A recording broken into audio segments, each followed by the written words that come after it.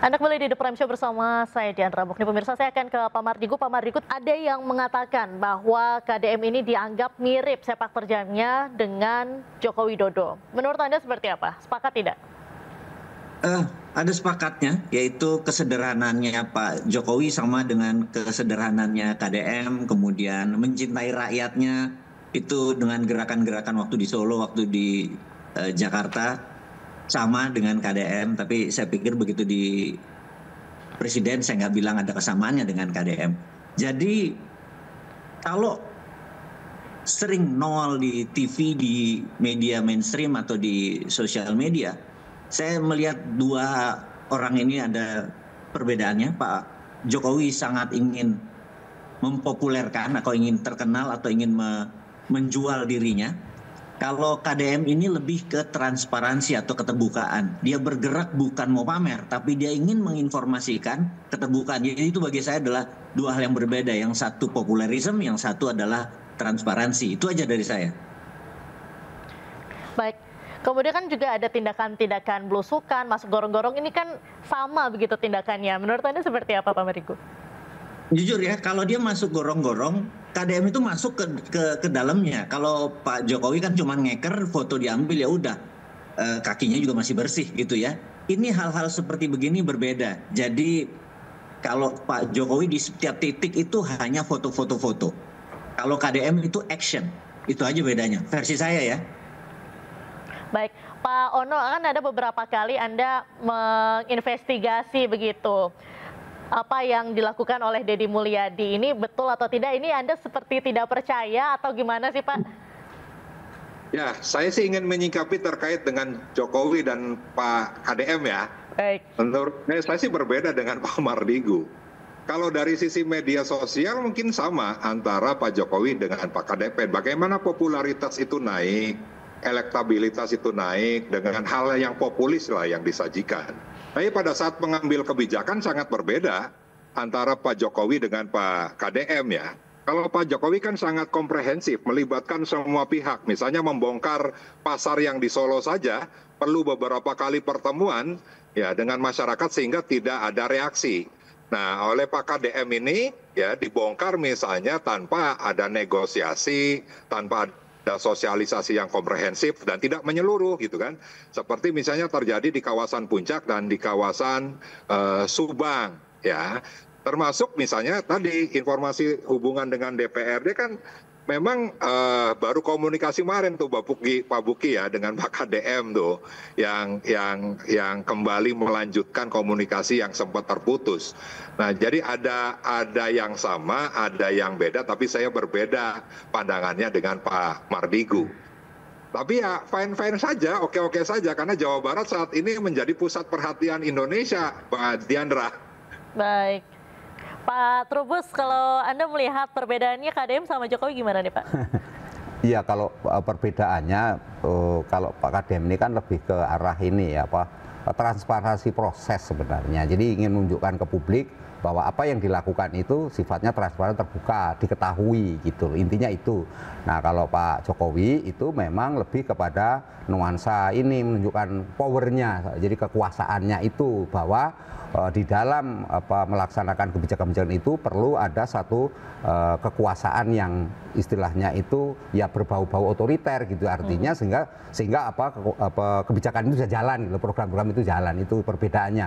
Nah, yang kedua dalam kebijakan publik sebenarnya ada mirip-mirip sama, tetapi intinya adalah bahwa Pak KDM ini tidak, arahnya memang bukan untuk pencitraan gitu, lebih kepada bagaimana proses itu bisa itu dipertontonkan ke publik. Publik itu mengetahui, karena publik akhirnya kan ini sifatnya governing by example sebenarnya yang dilakukan oleh Pak KDM. Tapi kalau Pak Jokowi kan lebih kepada ini bagaimana kemudian istilahnya kekuasaan itu ditunjukkan dan bagaimana koordinasi, bagaimana kemudian pola-pola kolaborasi kalau zaman dulu itu dipakai gitu istilahnya. Tetapi sesungguhnya yang terjadi adalah keduanya ini ya kalau disamakan sebenarnya juga nggak adil juga gitu. Ada hal-hal yang memang kalau di kebijakan publik lebih banyak kepada satu ya kemanfaatan publiknya. Kalau publik itu melihat bermanfaat tinggi ya itu yang diharapkan fine-fine aja gitu. Yang kedua adalah keberlangsungan kan. Sebab setiap kebijakan itu berlangsung bagus, ya ditanggapi secara biasanya publik menganggap itu sesuatu yang terus diharapkan kan gitu. Yang ketiga ya tentu ada konsistensi. Kalau sudah konsisten itu yang dianggap oleh publik, karena kebijakan itu lebih kepada ini bagaimana publik itu memperoleh istilahnya kemanfaatan yang lebih luas. Tetapi ingat bahwa ada kebijakan publik yang kaitannya dengan hukum, Mbak. Ya, ini yang agak rumit karena apa? Hukum itu sudah mengatur hal-hal yang sifatnya istilahnya tidak doktrinnya, tapi memang cenderung kaku gitu ya, kaku. Nah, sehingga ketika ada sesuatu yang baru tidak sesuai dengan aturan, kemudian muncul persepsi publik, wah itu bertentangan dengan aturan yang ada, wah ini berhubungan. Padahal aturan ini kan memang membutuhkan atau semacam terjemahan atau semacam interpretasi yang entah itu interpretasi secara sosiologis, entah itu filosofi, itu ada orang hukum tahu. Tetapi dalam hal ini kebijakan adalah yang penting bagaimana itu ketika publik membutuhkan segera tereksekusi dan segera terpenuhi lah, kira-kira itu Mbak intinya. Baik. Kalau Pak Fuadi, Anda melihatnya komunikasi atau gaya komunikasi dari KDM ini seperti apa? Justru saya melihat tampaknya kurang sepakat ya dengan Pak Mardigu, kemudian juga Mas Ono ya. Jadi sebenarnya Jokowi itu bukan ada kemiripan ya, tapi KDM ya maksud saya. KDM itu justru melampaui Jokowi ya. Misalkan seperti belusukannya ekstrim. Tadi ya saya sepakat kalau bukannya sekedar masuk foto-foto, tapi juga dia mau untuk terjun membersihkan sampah ya, membersihkan sungai. Jadi memang tidak setengah-setengah ya. Lalu juga memang ada gaya yang berbeda ya, gaya komunikasi yang berbeda. Tadi kata Pak Ono kalau Pak Jokowi itu kan memang banyak tahapannya ya.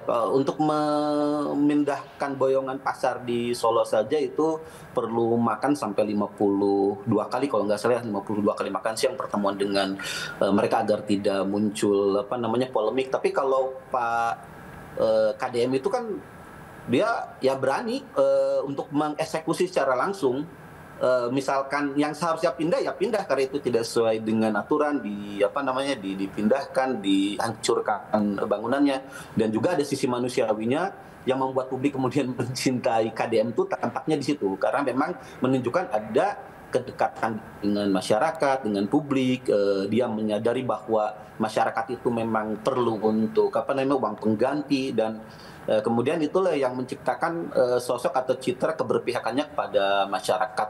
Nah, tapi juga memang sekaligus sosok KDM itu kan adalah sosok yang secara kontroversi. Dia berani untuk fight, untuk berbeda pendapat, untuk head to head dengan kelompok manapun, termasuk juga mungkin dengan Mas Ono ya, yang